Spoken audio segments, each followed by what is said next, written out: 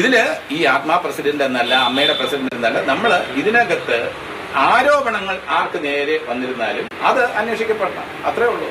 അതല്ലാതെ അത് ആരെന്ന് മനസ്സിലാക്കാതെ നമുക്ക് പറയില്ല. വ്യക്തിപരമായി ഇപ്പൊ എന്താ പറയാ, അമ്മയുടെ പ്രസിഡന്റിനെതിരെയോ ജനറൽ സെക്രട്ടറിയെതിരെയോ വൈസ് പ്രസിഡന്റായ എനിക്കെതിരെയോ ഒരു ആരോപണം വന്നിട്ടില്ല. ഏതെങ്കിലും രീതിയിൽ ആരോപണം ഉണ്ടെന്ന് നിങ്ങൾക്ക് എന്തെങ്കിലും അറിവ് ലഭിച്ചിട്ടുണ്ടെങ്കിൽ നിങ്ങൾക്ക് ഉത്തരം നൽകാൻ ഞാൻ ബാധ്യസ്ഥനാണ്. ഈ വാർത്താസമ്മേളനത്തിലുടനീളം അമ്മയുടെ വാർത്താസമ്മേളനത്തിലുടനീളം കേട്ട ഒരു വാക്കുണ്ട്, ഒറ്റപ്പെട്ട സംഭവങ്ങൾ. ഇതെല്ലാം കൂടി ഒറ്റപ്പെട്ടതാണ്. 100-400 സംഭവങ്ങൾ ഒറ്റപ്പെട്ടതായിട്ട് അല്ല. ഇത് ഒറ്റപ്പെട്ട സംഭവം എന്ന് വിശദീകരിക്കുന്നത് അതിനോട് വ്യക്തിപരമായി എനിക്ക് യോജിപ്പില്ല. അത് ഒരു രക്ഷപ്പെടലാണ്. ഒറ്റപ്പെട്ട സംഭവമാണെങ്കിൽ തന്നെ, ഒരു സംഭവമാണെങ്കിൽ പോലും അതിനെതിരെ നടപടി വേണമെന്ന പക്ഷക്കാരനാണ് ഞാൻ. ഈ സാധാരണ രാഷ്ട്രീയത്തിൽ എന്ത് നടക്കുമ്പോഴും, ഒരു അക്രമം നടക്കുമ്പോൾ ഭരണപക്ഷം പറയും അത് ഒറ്റപ്പെട്ട സംഭവമാണ്, പ്രതിപക്ഷം പറയും ഒറ്റപ്പെട്ട സംഭവമല്ല, അത് ഇന്ന രീതിയിലാണ്. അത് മാറി മാറി വരുന്ന രാഷ്ട്രീയം. ആ രാഷ്ട്രീയം ഇതിനകത്തില്ല. ഇതിനകത്ത് ഒറ്റപ്പെട്ട സംഭവമാണെങ്കിലും അത് 50 പേർക്ക് പരാതിയുള്ളെങ്കിലും 70 പേർക്ക് പരാതിയുള്ളെങ്കിലും 5 പേർക്ക് മാത്രമേ പരാതി ഉള്ളൂവെങ്കിൽ പോലും അത് അന്വേഷിക്കപ്പെടേണ്ടതാണ്. അതിൽ പുകമറ സൃഷ്ടിക്കാൻ പാടില്ല. നമ്മൾ ഇൻഡസ്ട്രിയിൽ എല്ലാവരും ഐക്യത്തോടെ പോകുന്നു, എല്ലായിടത്തും എക്സ്പ്ലോയിറ്റേഷൻ ആണെന്ന് പറഞ്ഞാൽ അത് ശരിയാവില്ല. അത് വ്യക്തിപരമായി തന്നെ ഞാൻ നിങ്ങളോട് പറയുന്നു, സത്യസന്ധമായി പറയുന്നു. അങ്ങനെ എല്ലായിടത്തും എക്സ്പ്ലോയിറ്റേഷൻ ഇല്ല. അത് നിങ്ങൾക്കും അറിയാം. നിങ്ങൾ എന്തുകൊണ്ടാണ് ഇത്രയും ജാഗ്രതയോടെ ചോദിക്കുന്നത്? ഇത് എല്ലാവരെയും ഞെട്ടിച്ച കുറെ വാർത്തകളുണ്ട്.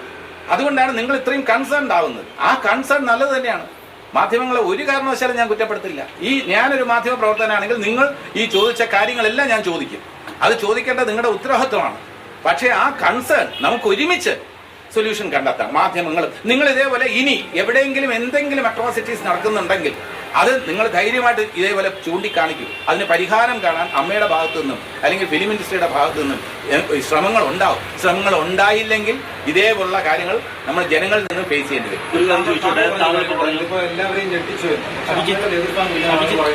അങ്ങനെ ഞെട്ടിച്ചിട്ടില്ല എന്നല്ല, എല്ലാവർക്കും ഷോക്ക്ഡ് ആണ് യഥാർത്ഥത്തിൽ. അങ്ങനെ ഏതെങ്കിലും ഭാഷയിൽ പറഞ്ഞ വാക്കുകൾ വെച്ച് നിങ്ങൾ പറയരുത്. അമ്മയിലെ അംഗങ്ങളെല്ലാം തന്നെ ഇത് ഷോക്ക്ഡ് ആയിരുന്നു. ഇങ്ങനെ ഒരു റിപ്പോർട്ടിലെ ഫൈൻഡിങ്സ് എന്ന് പറയുന്നത് ഞങ്ങൾ ഷോക്ക്ഡ് ആയിരുന്നു.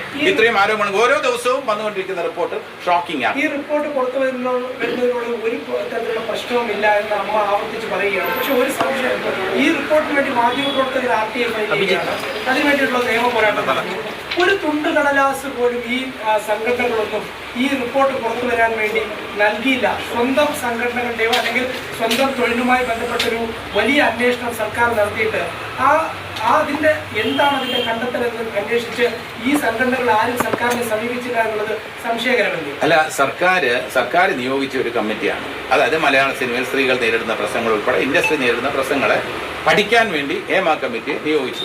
ആ ഹേമ കമ്മിറ്റിയുടെ റിപ്പോർട്ട് സമർപ്പിച്ചു. അപ്പോൾ പല കാരണങ്ങളാലും അത് തൽക്കാലം പുറത്തുവിടാൻ പാടില്ല. അതിനകത്ത് ഇരകളുടെ കാര്യത്തിലായിരുന്നാലും വേട്ടക്കാരന്റെ കാര്യത്തിലായിരുന്നാലും സീക്രസി മെയിൻറ്റെയിൻ ചെയ്യണമെന്നൊരു അഭിപ്രായം വന്നത് പ്രകാരം അപ്പോൾ അത് കുറച്ച് നാളല്ല, ഏറെ വർഷം അത് പെൻഡിങ് ആയി. അപ്പോ തീരുമാനം നിയമപരമായിട്ടാണ് വരേണ്ടത്. ആ നിയമപരമായിട്ടുള്ളൊരു തീരുമാനം വരുന്നത് വരെ അമ്മ ഉടൻ തന്നെ റിപ്പോർട്ട് വെളിവിടും എന്ന് പറഞ്ഞാൽ എന്താണ്? എപ്പോൾ തീർച്ചയായിട്ടും അത് കോടതിയുടെ പരിഗണനയിലിരിക്കുന്ന കേസാണ്. അന്ന് 2 മണിക്ക് ഇത് പുറത്തു വിടുന്നത് വരെ 1:45 വിധിയും കൂടെ വന്നതിന് ശേഷമാണിത്, അല്ലെങ്കിൽ ആ വിധി പെൻഡിങ് വന്നതിന് ശേഷമാണ് ഇത് 2 മണിക്കാണ് പുറത്തു വിട്ടത്. നിങ്ങളുടെ റൈറ്റ് ടു ഇൻഫർമേഷൻ പ്രകാരം ചോദിച്ച കാര്യം പുറത്തു വരുന്നതിന് മുമ്പ് ഒരു കൺഫ്യൂഷൻ ഉണ്ടായിരുന്നു. ഒരു കേസിന്റെ വിധി കൂടെ വന്നതിന് ശേഷം മാത്രമേ പുറത്തു വരുള്ളൂ എന്ന് അന്ന് പറഞ്ഞത്.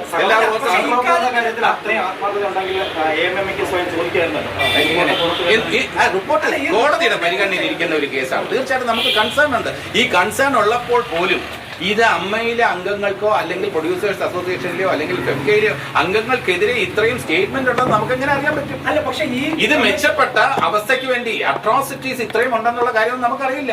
ഇൻഡസ്ട്രിയുടെ ഫംഗ്ഷനിങ് മെച്ചപ്പെടുത്താൻ വേണ്ടി കൂടിയാണ് ഈ കമ്മിറ്റി നിയോഗിച്ചത്. അതിലെ റെക്കമെൻഡേഷനാണ് നമ്മളെല്ലാവരും പ്രതീക്ഷിച്ചത്. അതിനേക്കാളും ഷോക്കിംഗ് ആയിട്ടുള്ള ചില വാർത്തകൾ വന്നിട്ടുണ്ട്.